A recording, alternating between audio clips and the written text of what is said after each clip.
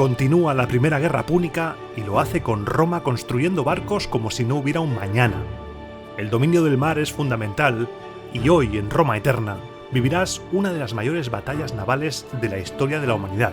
Además presenciarás el primer desembarco romano en África, el enfrentamiento entre un cónsul y una serpiente gigante, conocerás a un misterioso espartano que cambiará el curso de la guerra y aprenderás que nunca debes fliparte en exceso porque la derrota está siempre a la vuelta de la esquina. Así que coge un flotador por si naufragamos en las costas de Sicilia, que comenzamos.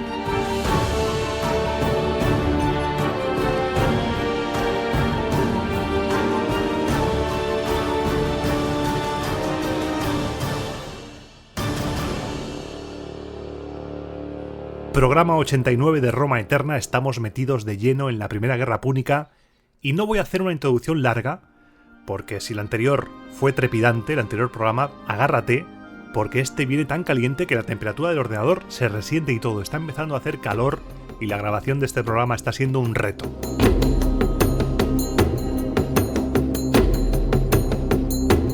Dejamos el relato en el último programa comenzando el año 257 a.C. con la elección de los nuevos cónsules, Gayo Atilio Régulo y Gneo Cornelio Blasión. La guerra continuaba y lo hacía, como viene siendo habitual, con versiones diferentes entre las fuentes escritas. Aquí no se pone de acuerdo nadie. Según la versión de Polibio, el cónsul Gayo Atilio, que estaba en ese año 257 fondeado frente a Tíndaris, en la costa norte de Sicilia, a 50 kilómetros de Mesina, observó que la flota cartaginesa navegaba en desorden, feliz, como si no hubiera guerra, y decidió aprovechar la ocasión para enseñar a los púnicos la tercera declinación. Pero dudo mucho que utilizase el método Babel. No me imagino al cónsul poniéndoles un podcast, por ejemplo, porque con Babel existen muchas formas de aprender idiomas. Aparte de podcast, tienes lecciones interactivas, jugar a juegos, asistir a clases online y también tienes lecciones en directo con un profesor. Las lecciones duran solo 15 minutos y están diseñadas para que el aprendizaje de un idioma sea lo más efectivo posible. Puedes elegir entre 14 idiomas, entre ellos inglés, francés, italiano o alemán, y así preparar tus próximas vacaciones o bien prepararte para responder con propiedad cuando un inglés suba una paella en redes sociales y sea un crimen para las paellas. Para que empieces a aprender el idioma que quieras, consigue ahora una suscripción de 3 meses a Babel y recibirás 3 meses adicionales gratis con el código ROMA. Entra en babel.com/empezar y usa el código ROMA para conseguir tus 3 meses gratis. babbel.com/empezar, código ROMA.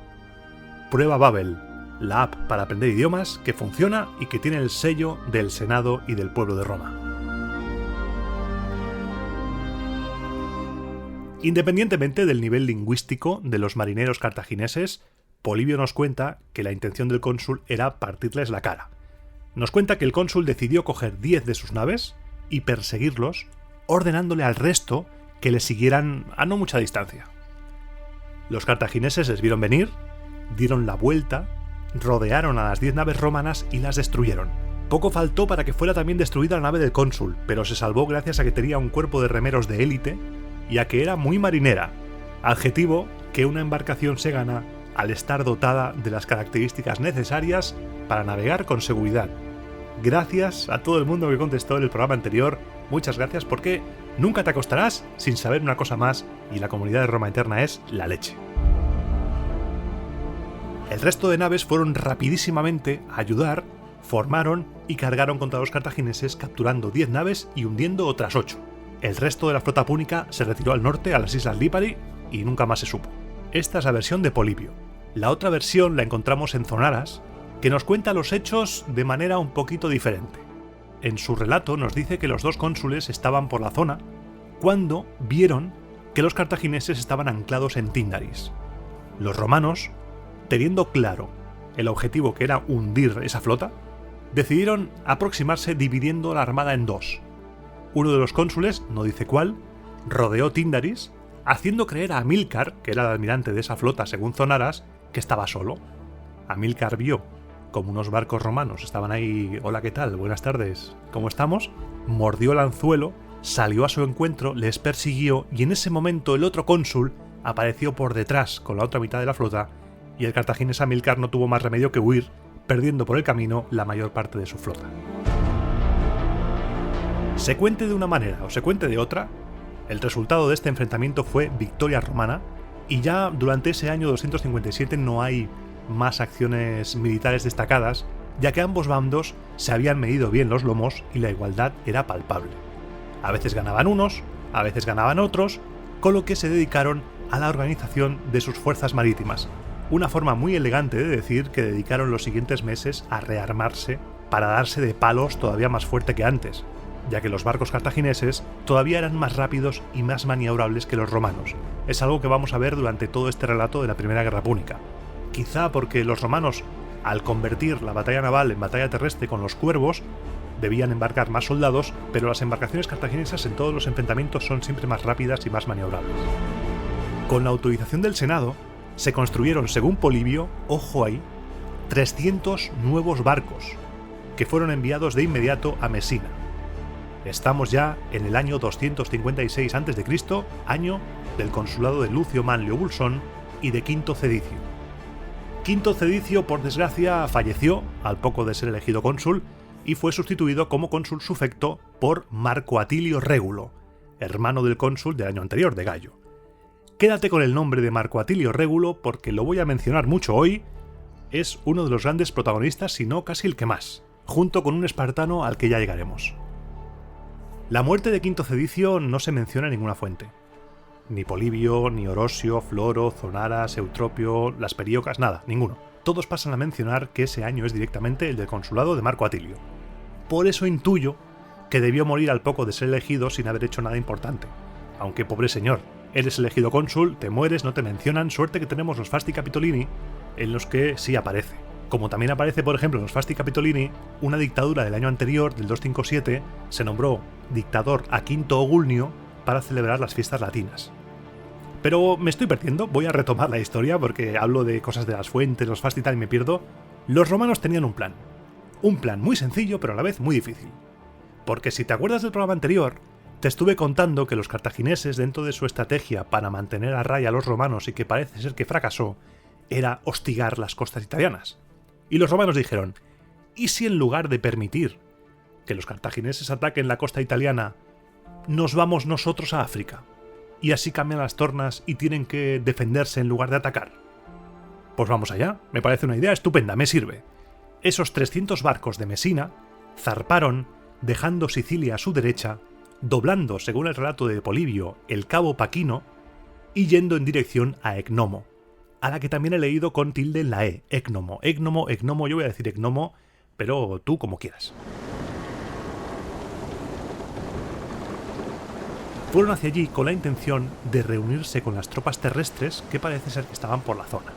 Los púnicos vieron clarísima la jugada, reunieron 350 naves y fondearon cerca de Heraclea de Minos. Lo estás viendo venir. Los romanos tenían la misión de ir hacia África y los cartagineses la misión de evitarlo a toda costa. El choque es inevitable. Los romanos, viendo que la cosa posiblemente se pusiera un poco peluda, se prepararon tanto para el desembarco como para una batalla naval.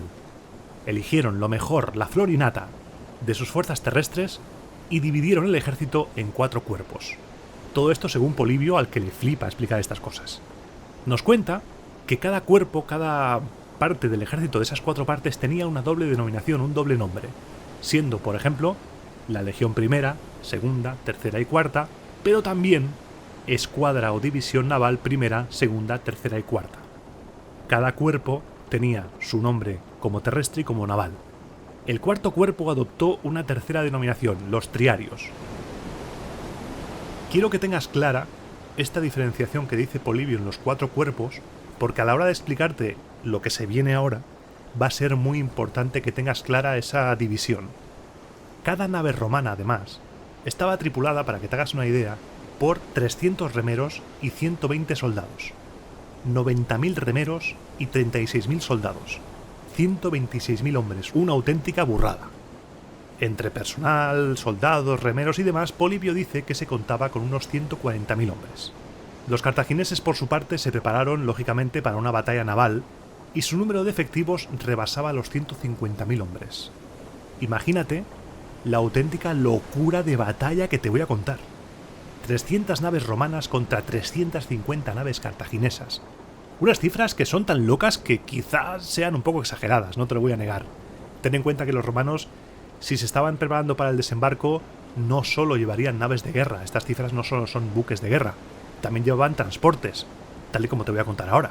Porque ahora mismo ya estamos listos, se viene una de las mayores batallas navales de la historia de la humanidad, la batalla del Cabo Gnomo.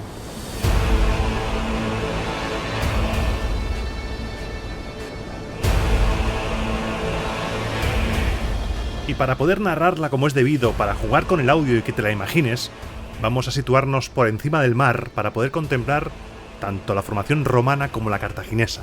Los romanos no las tenían todas consigo, no iban confiados, no te creas, porque según cuentan era la primera vez que utilizaban tantas naves en alta mar y desconfiaban también de la velocidad de las naves púnicas, por lo que utilizaron la vieja confiable de la formación en cuña. En cabeza y en paralelo tenemos las dos exeras, las dos naves principales en las que iban los cónsules Marco Atilio Régulo y Lucio Manlio, uno en cada una. Detrás de estas dos exeras estaban las naves que formaban la primera escuadra y tras ellas las de la segunda. La distancia entre las naves paralelas de cada escuadra era progresivamente mayor. Las naves iban con las proas orientadas al exterior y se cubrían mutuamente. Después añadieron las de la tercera escuadra. Imagínate toda la flota romana navegando en forma de triángulo. Impresionante, esas más de 300 naves. Tras la tercera escuadra pusieron las naves encargadas del transporte de caballos y detrás, cerrando el triángulo, los triarios, la cuarta formación. Los almirantes cartagineses Anón y Amílcar arengaron a sus tropas. Soldados, embarcad. Si vencemos, pelearemos por Sicilia, pero si perdemos, los romanos caerán sobre nuestra tierra y nuestras familias. Hoy peleáis por algo más que un trozo de terreno o un botín. Hoy peleáis por vuestra patria. Los soldados cartagineses, convencidos de que se jugaban la supervivencia, embarcaron y se hicieron a la mar llenos de confianza. Los almirantes Anón y Amílcar vieron la formación romana, sonrieron y se adaptaron a ella. Dispusieron las 3/4 partes de su flota en una hilera de una sola nave de fondo, extendieron la parte derecha hacia alta mar con la idea de rodear a los romanos como si fuera una gran mano, un gran brazo, y situaron todas sus naves enfilando de proa, de cara al enemigo. La cuarta parte restante la colocaron a la izquierda de todos los barcos, orientada en sentido oblicuo a la costa. El ala derecha estaba a las órdenes de Anón, el que fuera derrotado en Agrigento. Ese ala estaba formada por naves con espolón y con quinquerrenes, más veloces que las romanas. Amílcar, por su parte, el de la batalla de Tyndaris, estaba al mando del ala izquierda. Ambas flotas se van acercando hasta llegar el momento del choque. Los romanos vieron que los cartagineses se habían desplegado en una formación poco compacta y se lanzaron de cabeza por el centro de la formación púnica, empezando así la batalla del Cabo Gnomo. Los cartagineses, que si algo estamos viendo en el relato es que tontos no eran, esperaban ese movimiento romano y los del centro, los barcos del centro, tenían instrucciones de retirarse en cuanto avanzaran sobre ellos los barcos romanos. Y así lo hicieron. Se retiraron huyendo para quebrar la formación romana. Se replegaron rápidamente y los barcos romanos los persiguieron. Habían mordido el anzuelo. Las dos primeras escuadras romanas, de las 4, se lanzaron en persecución de los que se retiraban, quedando separadas de la tercera, las naves de transporte y la cuarta. Cuando los cartagineses creyeron que la distancia entre ambos bloques, entre primera y segunda, tercera y cuarta, era lo suficientemente grande, se lanzó la señal desde la nave de Amílcar y toda la flota cartaginesa se giró, se dio la vuelta para atacar a los perseguidores. Los barcos púnicos aprovechaban su velocidad para atacar rápidamente y retirarse, porque nave que se despistaba, nave que era enganchada por los cuervos de las embarcaciones romanas. Mientras la batalla era encarnizada en esta zona, Anón, el que mandaba al ala derecha y que se había mantenido a distancia del primer choque, arremetió contra las naves de los triarios por detrás, a las que puso en serios aprietos, mientras que las naves que estaban en oblicuo en la costa, esas que estaban apartadas, fueron directas a atacar a las naves que remolcaban a la caballería. Estas naves tuvieron que cortar amarres rápidamente y pelear contra los púnicos. La batalla del Cabo Gnomo se había convertido ahora en 3 batallas diferentes, muy separadas la una de la otra. Al principio, el combate fue igualado, pero poco a poco, los romanos se fueron imponiendo. Los hombres de Amílcar se retiraron, Lucio Manlio iba amarrando naves apresadas, y el otro cónsul, Marco Atilio Régulo, se dio la vuelta y pudo ayudar a los triarios y las naves de transporte, trabando contacto con las naves de Anón, que se vieron forzadas a replegarse y a huir. El otro frente también tuvo color romano, inclinando definitivamente la batalla en favor de Roma, que vieron como 24 de sus naves fueron hundidas, mientras que los cartagineses perdieron más de 30 en el fondo del mar. En cuanto a capturas, podemos comentar que los romanos capturaron 64 naves cartaginesas, mientras que los cartagineses, como tuvieron que escapar, no capturaron ninguna nave romana. La eficacia de los cuervos fue desequilibrante en esta batalla, igual, por desgracia para Cartago, que la maniobra de Amílcar, que provocó que los romanos, una vez vencido ese grupo de naves que fingió retirarse, pudiera darse la vuelta a ayudar en el resto de frentes, cogiendo desprevenidos a los cartagineses y finalmente acabando con ellos. La investigación actual rebaja un poco el suflé de números de Polibio, porque Polibio empieza a meterle naves ahí y se flipa un poco. Posiblemente ensalzara la victoria romana inflando los números. Una victoria romana que por otra parte fue clave, ya que propició el siguiente movimiento. En esta guerra estratégica por el mar, por el control de Sicilia, el mar, el siguiente paso era la invasión de África. Una invasión de África que no debió ser un camino de rosas, porque por ejemplo, en su epítome de la historia de Livio, Floro nos deja una historia que nos permite hacernos una idea de dónde se estaban metiendo, a nivel mental por lo menos, los romanos. Desembarcar en África era meterse en la guarida de tu enemigo, en la boca del lobo. Y no todo el mundo es el soldado valiente arquetípico que vemos en las películas. También debieron existir, por fuerza, personas que, me vas a disculpar la expresión, que estuvieran acojonadas ante la idea de irse a África. Floro nos dice, literalmente te cito, que no faltó quien desfalleciera ante el terror que suscitaba el propio nombre del mar púnico. Uno de ellos fue el tribuno Nautio, al que Marco Atilio Régulo, el cónsul, que estaba al mando parece ser de la expedición, le infundió coraje, le animó a mantenerse firme, blandiendo el hacha contra su cabeza si no obedecía. Le infundió coraje amenazándolo de muerte: obedeces o te vas a llevar tremendo hachazo. A pesar del pánico y de la capacidad motivadora poco ortodoxa de Atilio Régulo, los barcos romanos llegaron al cabo de Hermeo, al actual cabo de Bon, situado delante del Golfo de Cartago. Desde allí navegaron hasta la ciudad de Aspis, al sur del cabo Hermeo. A Roma le hacía falta como el comer una Siracusa africana, una base de operaciones, un puerto seguro, y Aspis era la ciudad elegida. Las tropas romanas, con los dos cónsules, desembarcaron en el continente africano por primera vez en nuestro relato y se prepararon para asediar la ciudad de Aspis, ya que sus gobernantes se habían negado a rendirse. El movimiento romano produjo tal espanto en el bando cartaginés que he leído que si los cónsules hubieran marchado contra Cartago, la habrían capturado casi con las puertas abiertas, esto según Floro.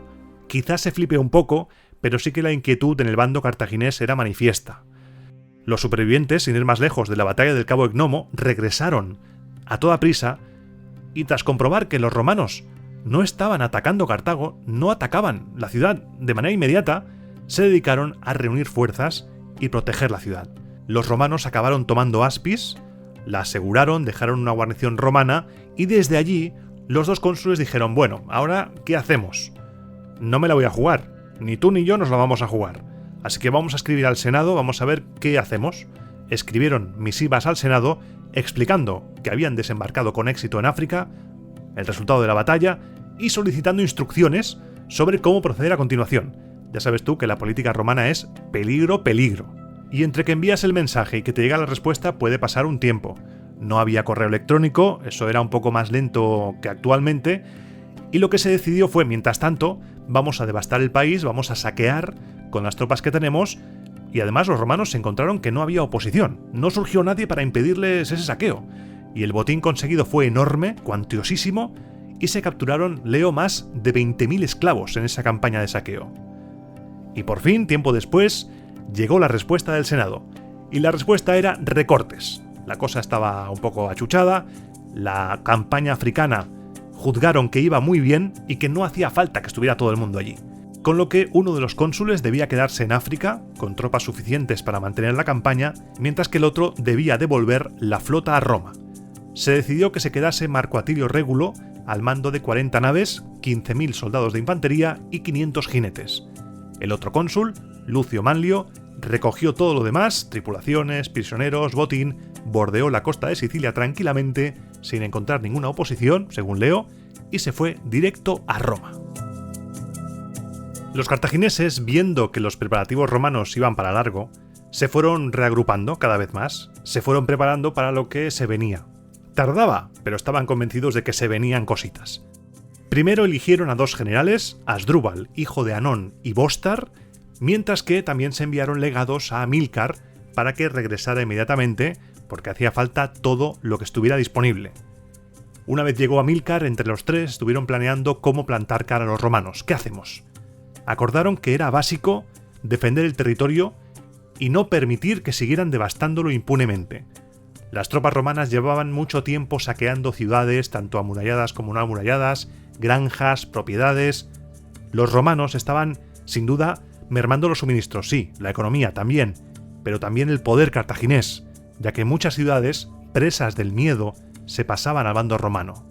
Parece ser que hay pruebas arqueológicas de esta campaña de destrucción romana. Se cree que una villa cartaginesa de la costa llamada Quercuane fue arrasada por las legiones romanas en esta época. Te dejo un enlace en la descripción del audio para que puedas ver fotografías del lugar y así hacerte una idea, ir viendo cosas, porque como ya estamos entrando en época histórica, podemos apoyarnos más por arqueología. El cónsul Marco Atilio Régulo siguió haciendo sus cositas y llegó con sus tropas a la ciudad de Adís, una de las ciudades púnicas más importantes. La sometió a asedio y ese fue el punto de inflexión. Los cartagineses dijeron basta, era el momento de actuar, no podían quedarse quietos durante más tiempo. Enviaron un ejército al mando de los 3 generales con el objetivo de romper el cerco, pero, siempre hay un pero en estas historias, su precipitación a la hora de atacar les impidió buscar un mejor terreno para aprovechar sus grandes bazas.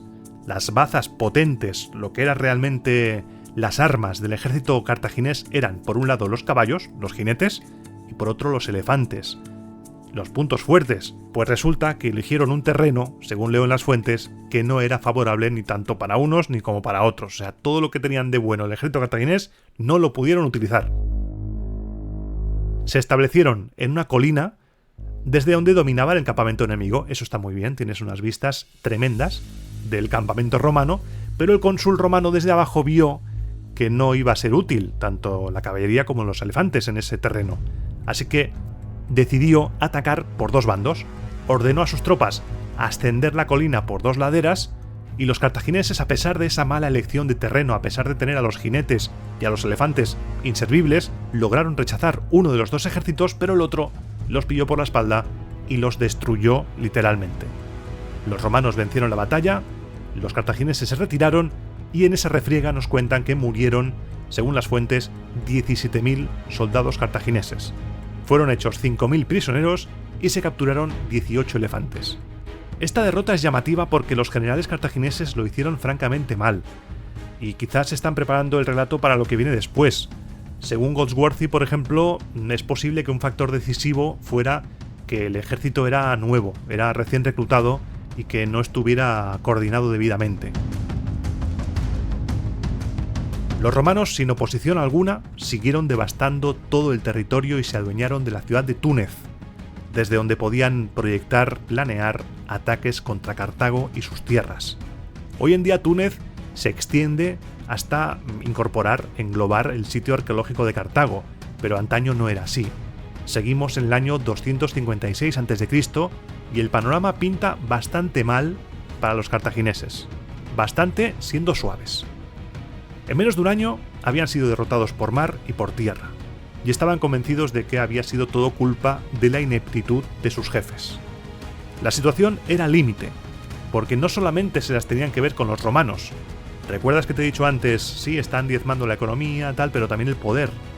¿Te acuerdas cuando yo te contaba en los primeros siglos de Roma ese lacio, ese parking de discoteca marronera? Pues aquí igual, Polibio nos cuenta que también, aparte de enfrentarse contra los romanos, debían enfrentarse contra las tribus númidas, que causaban daños a sus tierras incluso, según dice, superiores a los que causaban los romanos, aunque esta frase, este detallito, quizá habría que cogerlo con pinzas, porque bien puede ser propaganda en plan nosotros devastamos, pero míralos que hay otros que devastan más. En Cartago había miedo, había mucho miedo, mucha gente había huido del campo a la ciudad, se habían refugiado dentro, y cuando se refugia un montón de gente en una ciudad, ¿qué pasa? No hay comida para todos. Con lo que al desánimo, al miedo, se le sumó el hambre. Marco Atilio Régulo confiaba en que Cartago iba a caer como fruta madura, era cuestión de tiempo, pero tenía un problema. El tiempo. Era su aliado, pero a la vez su enemigo. Corría para los cartagineses, pero también para él. ¿Por qué? Porque se estaba acabando su consulado. Y con el fin de su consulado cerca, había serio peligro de que uno de los cónsules siguientes que le sucedieran se llevase la gloria rematando una campaña que él mismo se había currado. Otra vez el ego entra en la partida. Otra vez el maldito ego. Movido por esa ansia de cerrar cuanto antes la guerra, para llevarse él todos los honores, invitó a los cartagineses a una reunión para tratar la paz, aunque este hecho se cuenta de manera diferente en las fuentes. Hay quien dice que llamó él, hay quien dice que fueron los otros. Hubo una negociación de paz. Quédate con eso y te voy contando más detalles. Los cartagineses aceptaron encantados y le enviaron una delegación con la flor y nata de la nobleza cartaginesa. Pero, por lo que sea, la negociación no fue del todo bien. Ahora te contaré lo que pasó en la negociación, pero antes, déjame explicarte una historia. Déjame contarte algo sobre Régulo, porque es que si no te cuento esto, reviento. Lo tengo, desde que ha empezado el programa, lo tengo aquí y es que me explota. Varias fuentes, entre las que no está Polibio, como detalle, recogen que Marco Atilio Régulo se tuvo que enfrentar contra una serpiente gigante. ¿Has escuchado bien? Una serpiente gigante que además se iba merendando soldados romanos. Esa serpiente era como Predator. Cogiendo una de las fuentes que hablan de esto, por ejemplo Orosio, nos dice tal cual, te leo de la traducción que tengo. Régulo, a quien le tocó en suerte llevar a cabo la guerra contra Cartago, movió el ejército y asentó el campamento no lejos del río Bagrada. En ese lugar, al ser devorados por una serpiente de extraordinaria longitud, un grupo de soldados que bajó al río para abastecerse de agua, el propio Régulo descendió con el ejército para destruir a la bestia. Pero como los dardos no atravesaban su piel y era inútil todo lanzamiento de flechas que resbalaban por su horrible entramado de escamas como por un caparazón de escudos colocados oblicuamente, haciendo imposible herirla, y como además veía al cónsul que gran número de sus soldados era abatido por los mordiscos del animal, era aniquilado por sus ataques y asfixiado por el pestilente olor que de ella emanaba, mandó traer las armas arrojadizas, por medio de las cuales incrustó enormes piedras en su cuerpo espinoso y logró deshacer la trabazón de todo su cuerpo. Habiéndola debilitado ante el golpe de una sola piedra, posteriormente fue acribillada por todas partes con flechas y finalmente reducida. El pellejo de esta serpiente, del que se dice que tenía una longitud de 120 pies, fue llevado a Roma y durante algún tiempo maravilló a muchos. Es una historia fascinante, es una historia que a mí me flipa imaginar romanos contra una serpiente gigante. Yo quiero una película sobre esto, una película de fantasía a lo Furia de Titanes, lo necesito. No lo sabía que lo necesitaba hasta que me topé con este relato. A propósito de este relato, hay una frase que me gusta mucho que leemos en Floro, que explica esto de una manera mucho más resumida que Orosio. Orosio le mete ahí zapatilla que no veas, y dice: no se luchó solo con hombres, sino también con monstruos, puesto que una serpiente de sorprendente tamaño, como si hubiera nacido para vengar a África, hostigaba el campamento que se alzaba junto al Bagrada. Obviando el hecho de que, por supuesto, esta historia es una tremenda inventada, pinta a tremenda inventada, te la traigo porque, uno, hola, serpiente gigante, hola, no puedo no traerla, me muero, como te he dicho antes, es que si no te la explico, acabo la grabación y caigo desplomado encima del teclado. Y dos, para que te hagas una idea del personaje con el que estamos tratando. Cuando entraba en una habitación, entraban dos personas, él y su ego. Y en este momento, en la negociación de paz, creía que la victoria romana era total, con lo que las condiciones de paz que ofreció a los cartagineses eran las de una victoria total. Polibio no nos cuenta qué condiciones propuso, pero sí las encontramos en Dion Casio, que dice lo siguiente: los cartagineses, por temor a ser capturados, enviaron un mensaje al cónsul para ver si lo alejaban con un acuerdo favorable y escapaban de momento a su terrible situación. Pero como no quisieron prescindir de Sicilia entera y de Cerdeña, dejar libres gratuitamente a los prisioneros romanos y pagar rescate por los suyos, indemnizar a los romanos por lo que habían gastado en la guerra y pagar además otras cantidades cada año, nada determinaron. Aparte de lo dicho, había otros aspectos que les molestaban, a saber, sus exigencias de no hacer la guerra ni llegar a acuerdos sin los romanos, de no usar más que una nave grande y, en cambio, ayudarlos a ellos con 50 trirremes cada vez que se les avisara, y algunas cosas que no habían de hacer de igual a igual. Por este motivo, al considerar que los pactos iban a ser como una captura sin paliativos, prefirieron entrar en guerra con ellos. Las condiciones, como te he dicho antes, y como has podido escuchar, eran propias de una victoria total. Rendición cartaginesa, pierdes territorios, tienes que pagar una indemnización, pierdes tu política exterior. No te voy a hacer spoiler, pero estas condiciones eran un spoiler de lo que años después van a tener que aceptar al ser derrotados en esta primera guerra. La situación en este momento era tan desequilibrada a favor de los romanos y Régulo estaba tan confiado que Zonaras nos cuenta que el cónsul escribió al Senado diciendo que tenía las puertas de Cartago selladas por el miedo.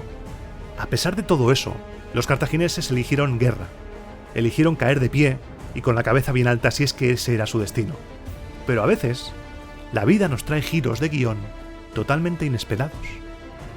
Porque, te cuento, el ejército de Cartago se nutría casi por entero de mercenarios, y antes de todos estos acontecimientos que te he contado, fueron enviados varios reclutadores a Grecia. Los dioses, o los hados, el destino, lo que fuera, hicieron que por aquel entonces, en ese momento tan crítico para Cartago, navegara de vuelta a la ciudad uno de esos reclutadores.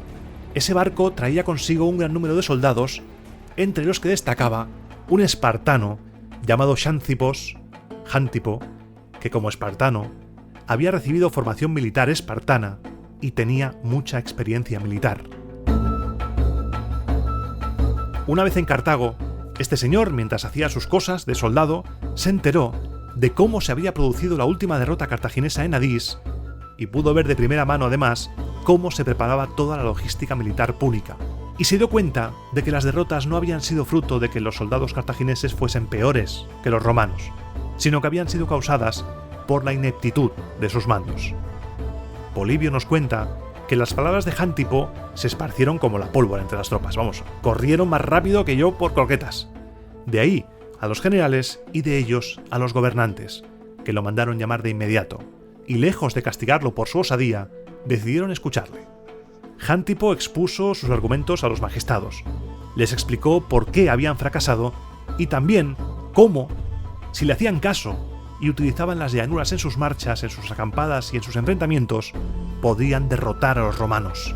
Muy bien, Xántipo, pareces muy espabilado en estos temas militares, tus palabras parecen sabias.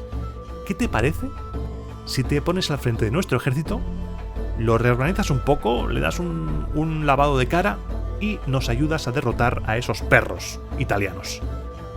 Dicho y hecho, Cartago confió el mando de sus fuerzas a Xántipo el espartano. A medida que se iba conociendo el cambio en la estructura militar de Cartago, los rumores corrían en el pueblo y la gente tuvo esperanza de nuevo.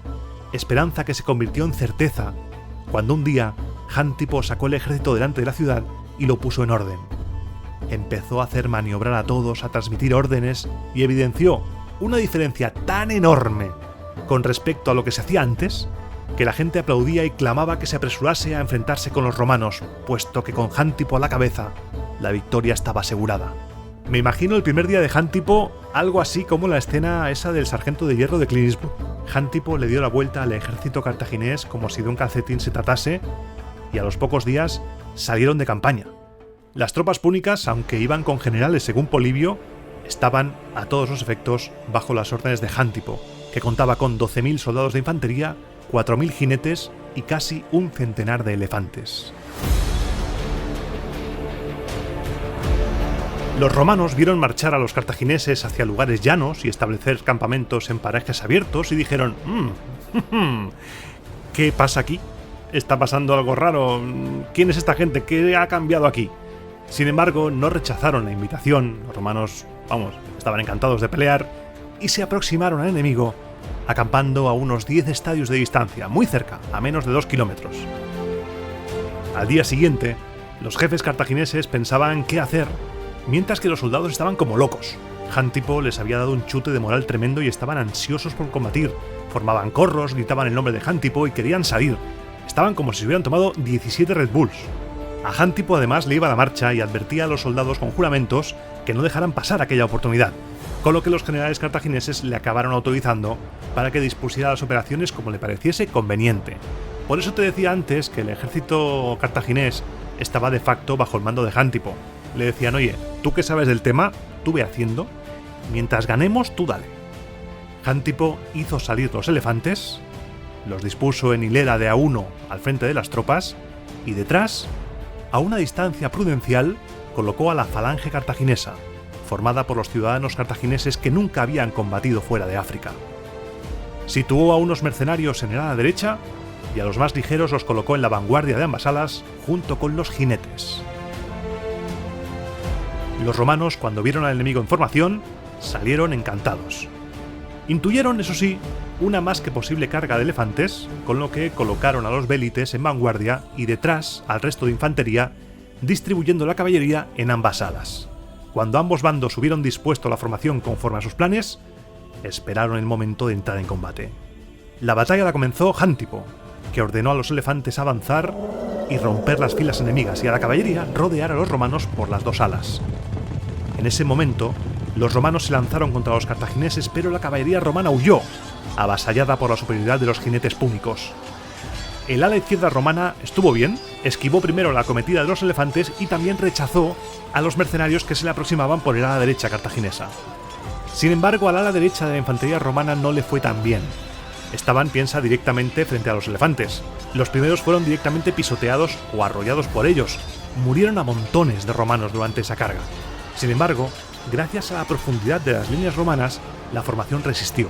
Pero cuando los que ocupaban las últimas filas se vieron rodeados por todas partes por la caballería cartaginesa, se vieron forzados a revolverse y a luchar contra ella.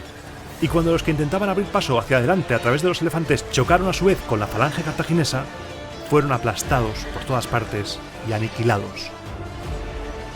Los romanos fueron en su mayoría pisoteados por los elefantes y el resto acribillados por los jinetes. Unos pocos pudieron escapar, pero como huían por lugares llanos, acabaron muriendo también en la huida.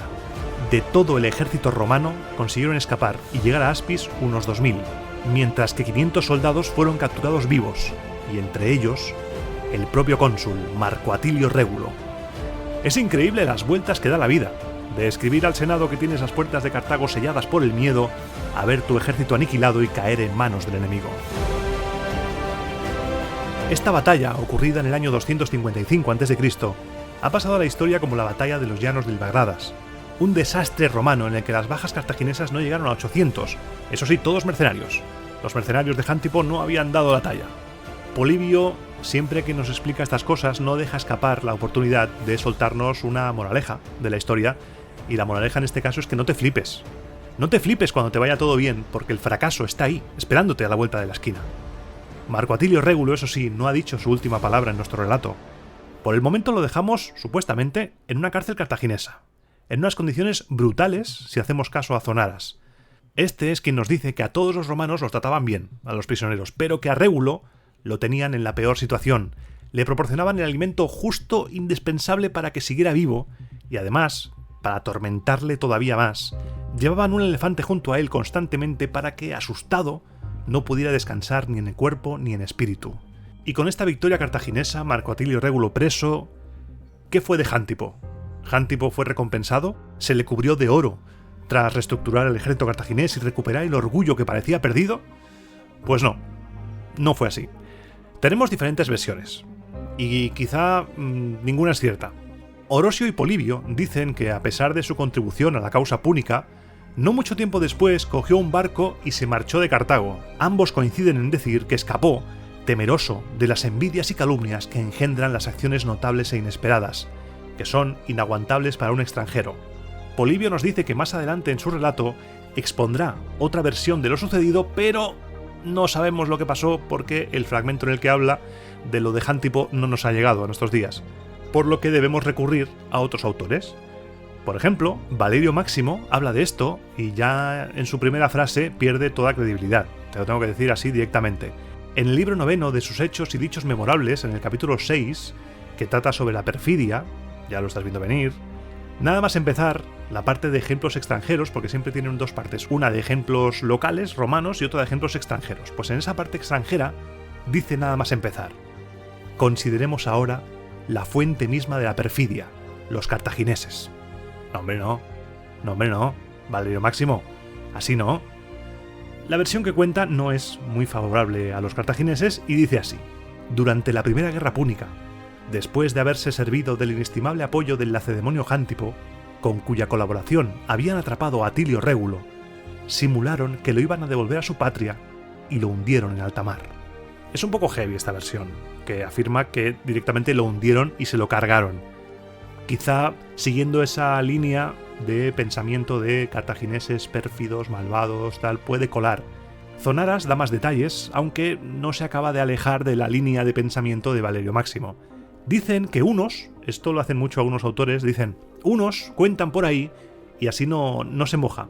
Unos dicen que a Jántipo, cuando zarpó, lo persiguieron y lo hundieron, mientras que otros dicen, así etéreo, que le dieron una nave vieja, sin protección, para que ella sola se hundiera por su cuenta. Pero Jántipo, que era larguísimo, era un tío larguísimo, se dio cuenta del engaño, se subió a otra nave y se salvó. Zonaras dice que eso lo hacían para que no pareciera que se habían salvado gracias a un extranjero. Otra vez ahí, paladas de estiércol gratuito sobre Cartago. Hay otra versión incluso que dice que acabó estando al servicio del faraón de Egipto Ptolomeo III de Vergetes, pero la vida de Jántipo se pierde en la bruma de la historia. Cuando las noticias del desastre ocurrido en África llegaron a Roma, decidieron ponerse manos a la obra, ponerse a reparar toda la flota y a rescatar a los soldados que habían podido salvarse, mientras que los cartagineses aprovechaban el empujón de la victoria para intentar tomar Aspis, algo que no consiguieron. Llegaron noticias a Cartago de que Roma estaba ya otra vez con toda la flota lista y que se disponía a partir hacia África de nuevo, con lo que se decidió por parte cartaginesa reparar la flota y construir barcos nuevos. Estamos ya a comienzos del verano del año 255 a.C., siendo cónsules Servio Fulvio Petino Nobilior y Marco Emilio Paulo, momento en el que se acabaron de construir 350 barcos y se ordenó a la flota que marchara rumbo a África, con los dos cónsules a la cabeza. Se enfrentaron a los cartagineses en dos batallas navales en Cosira y el Cabo Hermeo, dos victorias romanas en las que cuentan las fuentes que se capturaron 114 naves enemigas, llegaron a Aspis, recogieron a los 2000 hombres que habían conseguido sobrevivir al desastre anterior y, de nuevo, se pusieron rumbo a Sicilia. Este viaje, el de Aspis a Sicilia, sería el último de muchos de los que embarcaron. Polibio nos cuenta que para volver, decidieron los almirantes navegar por la zona de la costa de Sicilia que daba a África, cosa que nos cuenta el mismo Polibio que no es muy recomendable, porque la zona está llena de acantilados y carece de buenos fondeaderos. El asunto es que los romanos querían intimidar a algunas ciudades leales a los cartagineses que estaban por la zona, querían pavonearse, hacerse los chulos con toda esa pedazo de flota para desequilibrar todavía más la balanza de alianzas, pero los dioses, la naturaleza, lo que fuera, tenía otros planes. Cuando estaban cerca de Camarina, se abatió sobre ellos un temporal tan fuerte que me es imposible describir con palabras. Las costas se llenaron de cadáveres y de restos de barcos romanos. De las 350 que había, más las que fueron capturando, solo se salvaron 80, y las que se salvaron acabaron casi destrozadas. Aunque las fuentes dan diferentes cifras de barcos que componían la flota, que van tomando o tal, todos coinciden en que se salvaron 80. Esa cifra más o menos es estable. En cuanto a los motivos reales de la tragedia, más allá de que la navegación se efectuara durante las constelaciones de Orión y del Perro, momento no propicio para navegar, como dice Polibio, algunos investigadores plantean la posibilidad de que quizá los cuervos, esas pasarelas que tanta gloria han dado a los romanos, pudieran ser la causa de la inestabilidad de los barcos y de que una tormenta fuerte se los llevara por delante. Cuando el Senado y el pueblo de Roma se enteraron de la tragedia, quedaron consternados, pero su ánimo no flaqueó. Mientras que los cartagineses vieron este suceso con alegría y como una oportunidad de seguir castigando a los romanos. Seguimos en el año 255 y me gustaría acabar este programa con un fragmento de Polibio en el que nos habla del carácter romano, en el cual nos da enseñanzas, como siempre. Polibio siempre intentaba que sacáramos algo de sus relatos, y dice así: en general, los romanos utilizaban la violencia para todo, creídos de que sus propósitos deben forzosamente llevarse a cabo, y de que nada es imposible para ellos una vez lo han acordado. En muchas empresas tienen éxito debido a este arrojo, pero en otras fracasan claramente, principalmente en lo tocante al mar. En tierra, realizan sus empresas contra hombres y contra obras de hombres, y logran coronar muchas de ellas debido a que utilizan su fuerza contra semejantes. Con todo, alguna vez también ven sus acciones frustradas, pero cuando se lanzan a luchar con el mar y los elementos y los violentan, caen en los mayores desastres, lo cual ya muchas veces, y entonces en particular, les ocurrió y les ocurrirá hasta que lleguen a corregirse de su violencia y de la audacia que les lleva a creer que ellos, en cualquier época, pueden correr y navegar por todas partes.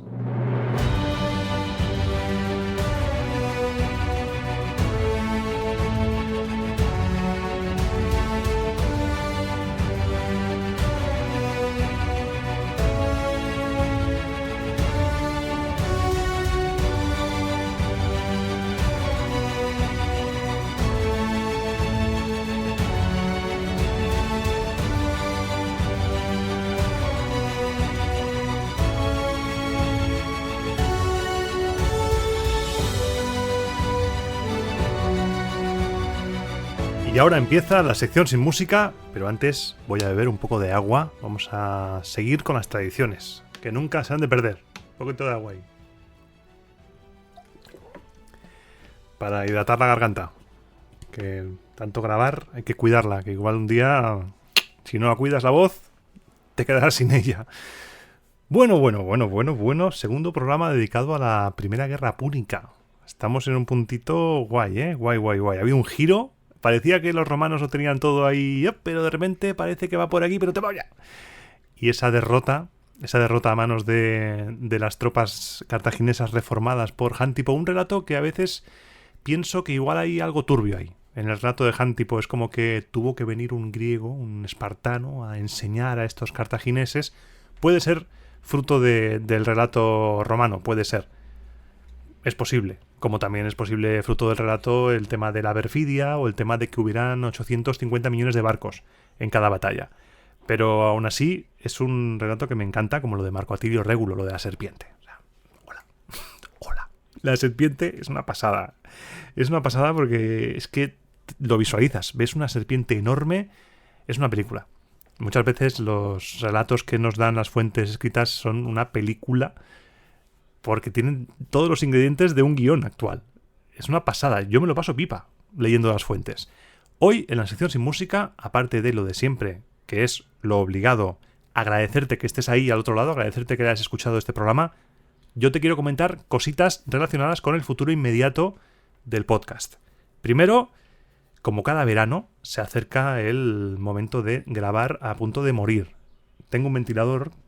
Me he cogido un ventilador nuevo, no voy a decir la marca, porque no hay publicidad, que lo tengo puesto ahora y es silencioso, pero muy silencioso. Y esto me está permitiendo poder grabar sin morir, porque claro, como tengo que tener todo cerrado y no tengo aire acondicionado, si hay alguna marca de aire acondicionado que quiera patrocinar, aquí aprovechamos, el que no corre vuela. Pues a lo que iba. Teniendo ya las grabaciones un poco más llevaderas por la temperatura, toca hablar de lo de cada verano. Voy haciendo ya adelanto, estamos en junio, pero ya en agosto volverán los cuadernos de dioses. Ahora estamos a día 17 de junio. El próximo programa es el día 1 de julio. El fin de semana del 7 al 10 estoy en Roma. Allí grabaré un programa en directo que lo subiré el día 15. El programa del día 15 será el directo de Roma si nada va mal, si todo va bien, se graba todo correcto y demás. El programa del día 15 será un especial sobre el viaje a Roma, te contaré qué tal me ha ido y todo. Y subiré ese programa en el que tengo un invitado especial, que me hace mucha ilusión hablar con él, porque es un crack, tanto como profesional de la divulgación y de la historia, como persona, y me hace mucha ilusión. Luego tenemos el último programa así regular de la temporada, será el día 29, que seguiremos con el asunto de la Guerra Púnica.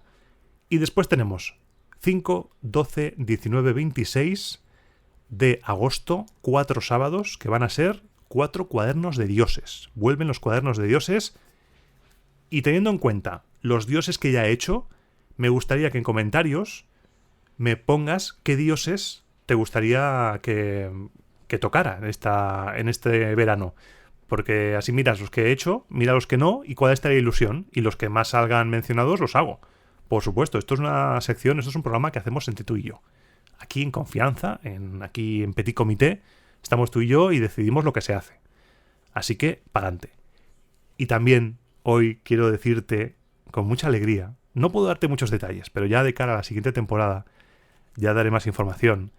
Porque si te acuerdas del marzo del año pasado, cuando me despidieron del trabajo, que dije, tengo que... ahora o nunca voy a intentar hacer de esto mi profesión, voy a intentar trabajar, que el podcast sea mi trabajo. Y sin darte muchos detalles, te puedo decir que a día de hoy se ha hecho realidad. Se ha hecho realidad el sueño de poder vivir del podcasting, poder trabajar a tiempo completo de esto, con este y más proyectos que se vienen a partir de la temporada que viene. Vas a flipar, te lo digo en serio, vas a flipar cuando vayamos anunciando lo que se viene, pero ahora te puedo decir que se ha hecho realidad. Gracias a tu ayuda, gracias al trabajo realizado también, pero gracias a tu ayuda por estar ahí, esto se ha hecho posible. Ahora el podcast es mi ocupación principal, ya no estoy en el paro, así que estoy feliz. No puedo adelantar mucho más, simplemente creo que se me nota, ¿no?, cuando estoy aquí contando esto. Así que gracias, solo puedo dar las gracias. A veces se cumplen los objetivos, a veces se cumplen los sueños. Y puedo decir que sí, que se ha cumplido. Así que antes de ponerme mucho más sentimental de lo que me estoy poniendo, te voy a recordar, como siempre, las vías de contacto. Me puedes escribir un comentario en el podcast, con lo de los dioses sobre todo, no te olvides. Y también me puedes escribir al mail romaeternapodcast@gmail.com para cualquier cosa, propuesta, lo que quieras. Me puedes escribir y estaré encantado de contestarte. A veces siempre digo que igual tardo un poco, pero siempre contesto porque es de bien nacido ser agradecido y hay que contestar a todos los que te escriben. A veces se me puede ir la olla. Me dices, oye Iván, que te escribí hace un mes, no me has contestado, porque a veces se pierden los mails. Tú insiste. Si tienes algo que preguntarme o que necesitas, tú insistes y no contesto. No te preocupes, no tengas ningún tipo de pudor en hacerlo. Con educación y con respeto estamos aquí. Estoy a tu disposición para lo que tú quieras. Y como siempre te digo, es muy importante, es vital. Porque en esto del podcasting, el boca a boca, el que tú hagas de embajador, embajadora de Roma Eterna, es muy importante. Comparte el podcast con tus amigos, con tu familia, con tus compañeros y compañeras de trabajo, con todo el mundo. Habla del podcast. Si les gusta la historia de Roma, a esa persona a la que no le gusta, pero sabes que le va a gustar. No le gusta porque no lo sabe todavía. Tú dale ahí, compártelo, dale un fuerte me gusta, comenta y siempre, quédate aquí en Roma Eterna porque se vienen cosas muy bonitas. Se vienen cosas que no te los vas a ver venir. No me lo estoy viendo venir ni yo. Así que imagínate lo que se viene. Así que sin más que comentar esto, de que estoy nervioso por el viaje y que estoy feliz por cómo está yendo las cosas, me voy a despedir. Y dentro de 15 días seguimos con las guerras púnicas, seguimos con la primera guerra púnica, estamos en un momentillo guay. Marco Atilio Régulo volverá dentro de unos años, porque está ahí preso, y después hay una delegación de paz enviada a Roma supuestamente, Marco Atilio Régulo supuestamente forma parte, y hay una historia ahí de sacrificio personal, posiblemente maquillada por un episodio de violencia contra presos cartagineses. Lo veremos, lo analizaremos. Quizá en ese punto aparece otra vez Marco Valerio Nocturno, con ese puro que se está fumando y ese vaso de whisky. No lo sé, ya lo veré, pero tiene que volver. Marco Atilio Régulo volverá, sin duda. Así que, como siempre digo, te espero dentro de 15 días, pasaré lista, en el próximo programa de Roma a Eterna.